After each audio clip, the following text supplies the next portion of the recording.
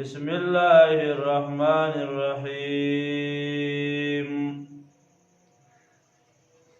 سبحانك لا علم لنا إلا ما علمتنا إنك أنت العليم الحكيم رب اشرح لي صدري ويسر لي أمري واحلل عقدة من لساني يفقهوا قولي عبس وتولى أن جاءه الأعمى وما يدريك لعله يزكى أو يذكر فتنفعه الذكرى. سورة عبس دا مکی صورت دے. ترتیب د قرآن کی 80 نمبر. ربط و تعلق مناسبت د مخکی صورت نازعات سره په یو څو وجو باندې ده. اوله وجه مخکی نازعات کې يروا د دنیا د عذاب نه د فارا د منکرینو، نو دې صورت کې سخت زورونه ذکر کوي د هغوی لپاره. مخکې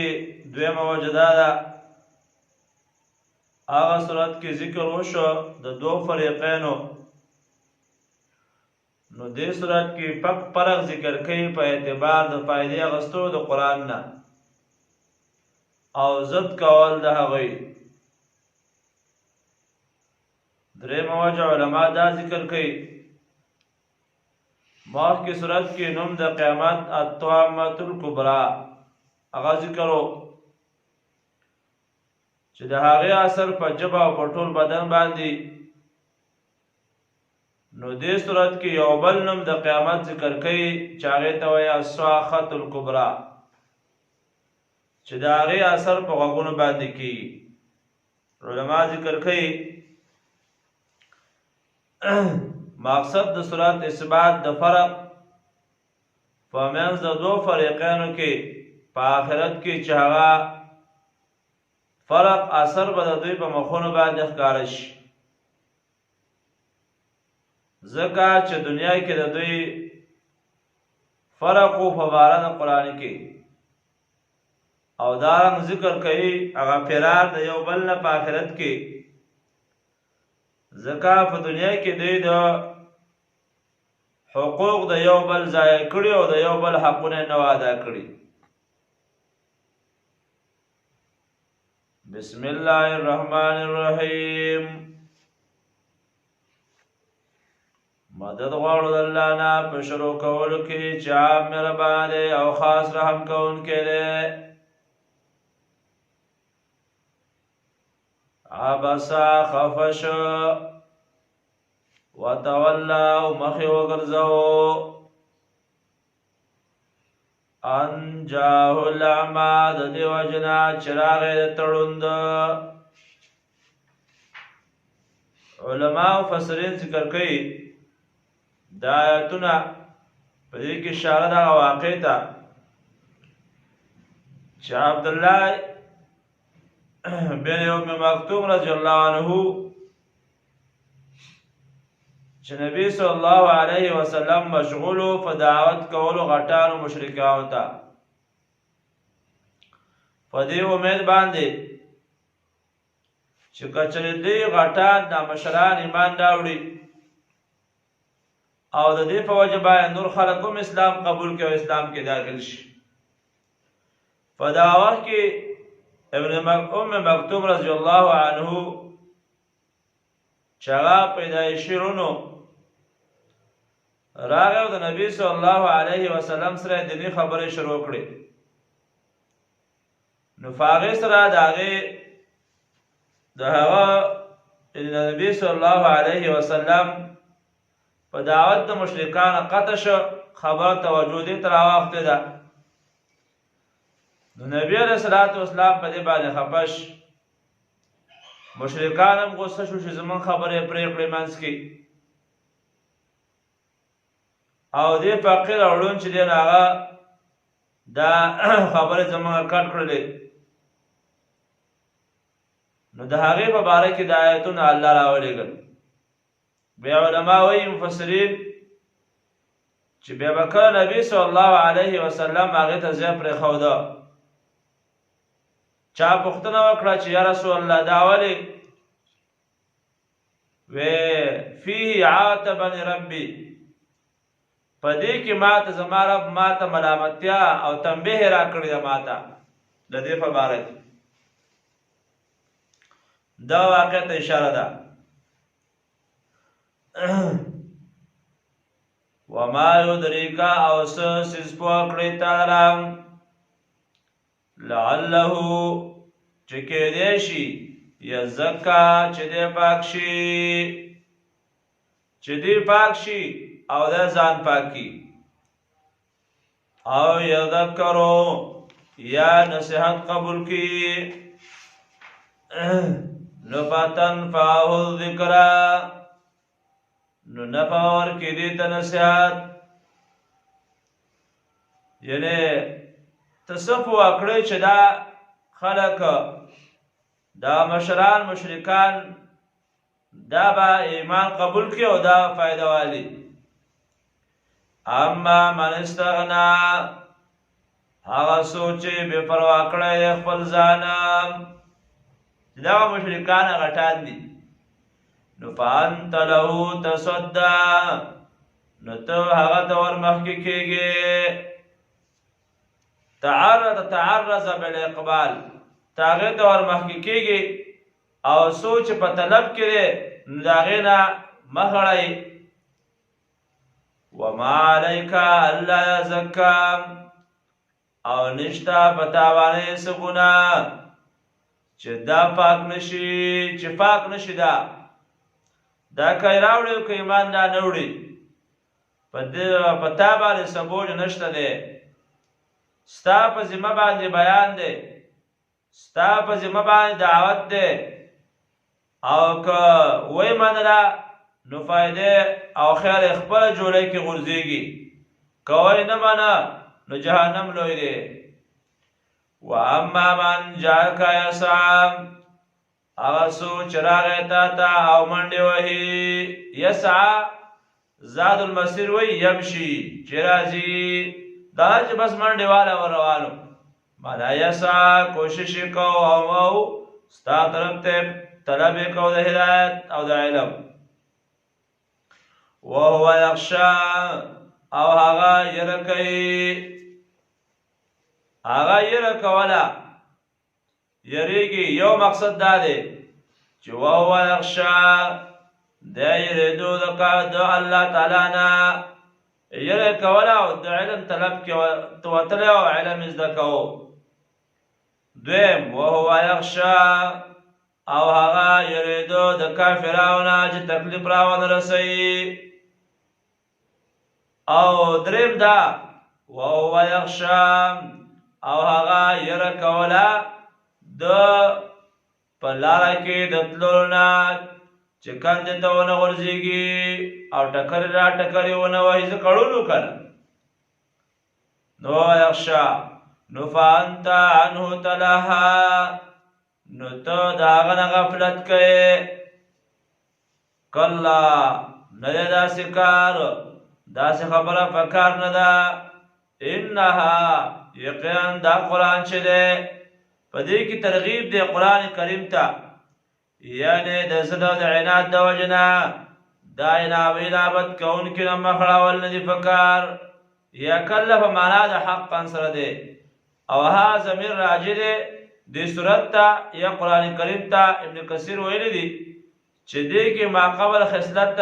دا راجع دی، یعنې د غني او فقیر او د ادنا او د اعلی د هغې برابري کوه. دا تذکیر دی. یعنې که مالدار سړی او که غریبي دین کې یو شان دي، که ډېر مالدار یا ډېر غریبي خو د دین په دین به یو شان کوي قرآن سنت د دین مونځ او اودس په دې کې به څه فرق نه وي دا یو شان عبادت په دې باندې لازم دی کله نه دی داسې کار انها یقینا دا قرآن یا دا سورت تذکرتون دا نصیحت دی فمن شاء سوچ چا چې خوښوي ذکره نو یاد دې کړي دا قرآن دې یاد کړي کنه دا سورت دې یاد کړي دا قرآن دې یاد کړي فی صحف مکرمه دا دې فاغ فاڼو عزتمندو کې یعنی لیکل شوی دی په فاڼو عزت والو کې مرفوعات مطهره پورته کړی شوی دی چې پاکې ساتلی شوي دې دا قرآن منقول دی د لوح محفوظ نه او لیکلی شوی دی په صحایفو د ملایکو کې یا مراد د صحیفو نه هغه صحیفې د ابراهیم او د موسی اسلام مراد دي صوت علی کې براشي بأیدی سفره په هغه لاسونو د لیکونکو ملایکو کې کاتبانو کې هغه منشیان چې ورته وایي لیکونکي بأیدی سفره په لاسونو د لیکونکو ملایکو او کرامن برران عزتمند او نیکان عزتمند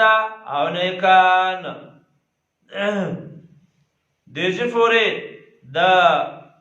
عبداللہ ابن ام مکتوم رضی اللہ عنہ داغا شان ذکر شد ورست بیا زورنا ذکر کئی دو قتل الانسان تبادش انسان قتل الانسان تبادش انسان اغا کافر ما کفره سمرا غٹ کافر دے یا ما کفرهو دا فعل تعجب صيغه ده او یا مراد په دې تعجب دی کې اچول دي یعنی د بندګانو ته دا تعجب دی چې انسانو تعجب وکړي او د کفر ددنه یا ما استفهامیه ده چې یعنی سسیز کافر کړته دلرا چې دلرا سش دې شی ده چې دای کافر کو او هغه ته خاسته کو او په کفر باندې آماده شو ما کفره سمرا غټ کافر دی یا سشي کافر کو دی لرا من ګوره دا خپل حقیقت ته نه ګوري من ای شین خلقا دا تفصیل د خلق د انسان دی او دلیل دی چې د ترک د کفر نو کفر کول د عجیبه خبره ده چې ګوره څنګه وی انسان خپل ځان ته نه ګوري څنګه په الله باندې کفر کې سورۃ بقره کې تیر شوی دی کیف تکفرون بالله وکنتم امواتا فاحیاکم ثم یمیتکم ثم یحییکم ثم الیه ترجعون څنګه د الله انکار کې د الله عبادت نه کې او د الله بادشاہی نه مانی ته نوې د نشته شته کړلې او بیا بدل بیا مړ کړې بیا بدل ژوندې کوي نو ته څنګه د الله د وجود نه انکار کې من ای شین خلقا د سیس نه پیدا کړل من نطفتن د نطفینا خلقه پیدا کړل نو فقدره اندازه کړل ثم السبیل یسره بی ورطلال سانا کردم ثم السبیل یسره بیوتا لار آسانا کردم مراد لار دراوتلو دو بچی دا دا خیٹی نا دا مورنام یا اللہ تعالی آسانا کردم آغتا علامہ شربیدی رحمه اللہ ذکر کردی چه بچه دا مور پر رحم کی سربرا او خپی کوزیوی لیکن په وخت د پیدایش کې سر مخ کې او خپې رستو شي دا د اسانول د الله تعالی تر طرف نه دی یو مقصد دا دی یا مراد د سبیل نه لار د هدایت او لار د گمراهی ده چې الله تعالی لار اسانه کړې د هدایت چې دا زما لار ده د دین لار اسانه ده هیڅ مشکل پکې نشته او د بېدینۍ لار هغه په ستونزو او مشکلاتو کې ده یو سړی مقصد غلا کوي د شپې به ځي او دغه شان نمبر خطره پکې ده پردی کانډر به وهي او کېدای شي څوک راپاڅي په سر یې وولي نو بس یې ختم کړي دغسې نور کارونه د ګناه چې دي هغه په سختۍ باندې دي او لار د هدایت اسانه پاکه صفا لار ده نو ثم اماته بیا یې مړ کړی دی فاقبره نو قبر ته بوتلی دی ثم اماته فاقبره بیا یې بوتلی دی قبر ته قبر دا صرف د خاورو ته قبر نه وي قبر هر هغه مقام دی چې هغه د مرګ نه بعد او د قیامت نه وړاندې پکې انسان وخت تېروي هغه ته قبر ویلی کېږي که دا د مایي خېټه ده او که چې دا د حیواناتو وخوړه که دغه شان میانو وخوړه خو چې دی د مرګ نه وروسته او د قیامت نه مخکې په کوم حالات کې دی کوم ځای کې دی هغه ته قبر وایي صرف دې ته قبر نه وایي ځکه که اوس دا چې ثم اماته فاقبره نو هر انسان قبر ته نه داخلېږي که نه لاړ شي ورک شي د مایانو خوراک شي یا داسې یو بیابان کې مړ شي لکه خلک چې دا بهر ملکونو ته ځي او قاچاقي په لارو باندې رواني خلک قصې کوي دنیا لاشونه په لارو باندې پراته وي نو هغه قبر کې داخل نه شو کړه نو معنا چې انسان د مرګ نه وروسته او د قیامت نه مخکې چې انسان په کوم ځای کې وي هغه د لپاره قبر دی ثم اذا انشأ انشرا او بیا کله چې وغواړي الله تعالی راوچت به کړي د لره کلا نه دی داسې کار یقیني لما یقضي ما امره یقینا نه دی پوره کړی د حکم د الله لره ما امره کم چې ورته حکم کړی دی نو هغه پوره کړی نه دی فلینظر الانسان نو پس ودې ګوري انسان الی طعامه د خپل خوراک ته انا صببنا الماء صبا یقینا چې راتوی کړي مونږ اوبه په راتویولو باندې د بارانه ثم شققنا الارض شقا او بیا وچوله مونږ ځمکه په چولو سره په شلولو سره دانې پکې وکړې په ځمکه کې باران پرې راوورېږي د بارانه نو ځمکه وچه ځمکه وچلې د هغه تیغونه راوباسي دا چا دله کړي دي یاره ډېر سوچ نه کوې او بیا یې لوی کړي او بیا خپل وخت ته ورسي او راویرې وي او دغه منکر انسان بیا بېلمازه پروت وي بس بیا دا دونه نعمتونه او د خپل دا رزق الله دا مې دله کړي دي خو نه پکې د الله شکر ادا کې نه پکې د الله حق ورکې او نه په سم په مانځي باندې په مونځ اودس باندې راریبي چې لو کوي نو ځان ته بیا ګاڼې لګولي پیترونه بیا چلان کړي یا مخکې خو به دا چې ډول سرنا غټ لغونه چې به وو نو ډولکي او سرنا بیا راوسته په هغې باندې بیا بس لونه کوله او عاشرې به وي چې په ډمتوب یې وکړې او په ډمتوب یې ورېبې نو دې کې برکت راشي په سوونو زرهاو منونه دې وشو خو چې په ډمتوب یې ورېبې او په ډمتوب یې وکړې نو دې کې برکت راشي الله ورته نه ګورې دا چا کړي دي که دا تخم په الله په ازمه کې خوسا کي څوک شته چې دا بیا رازرغون کي مخکې تېر شوي دي په صورت واقعه کې نو الله وایي ثم شققنا الارض شقا بیا وچو مونږه ځمکه په چولو سره تیغونه ترې راوباسو نو فانبتنا فیها حبا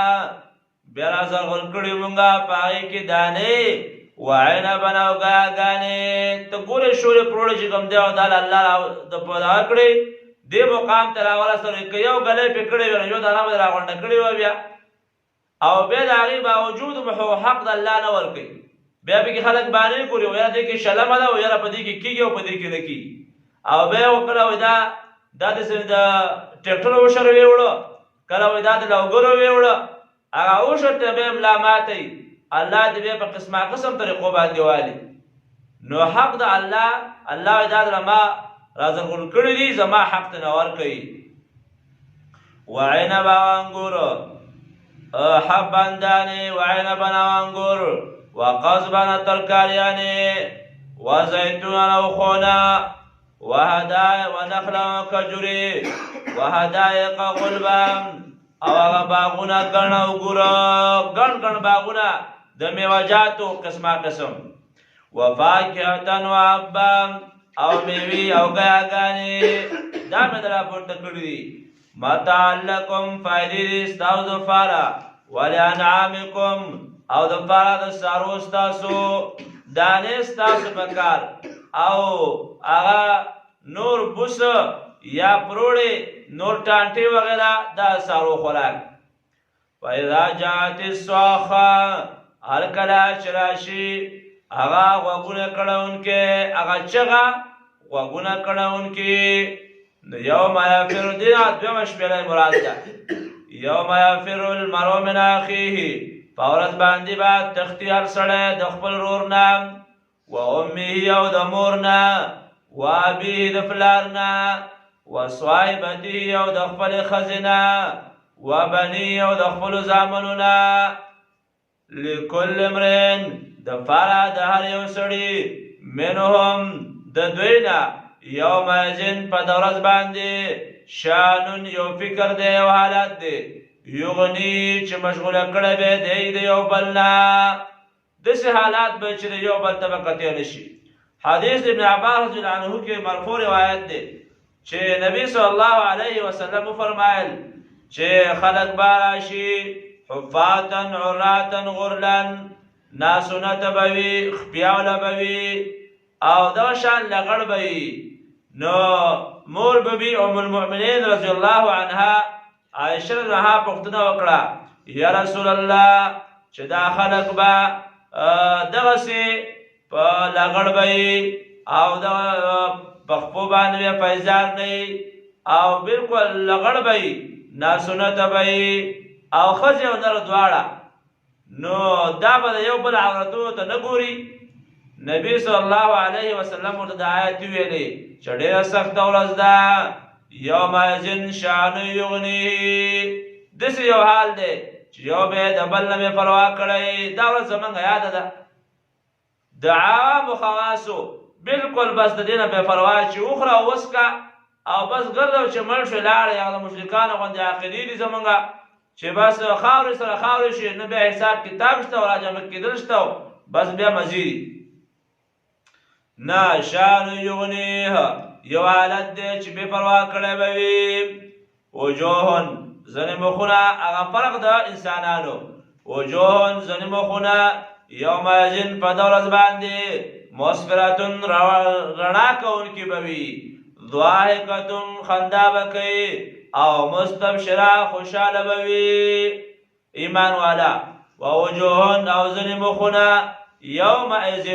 په دغه ورځ باندې غبره د په هغې باندې به دوړې وي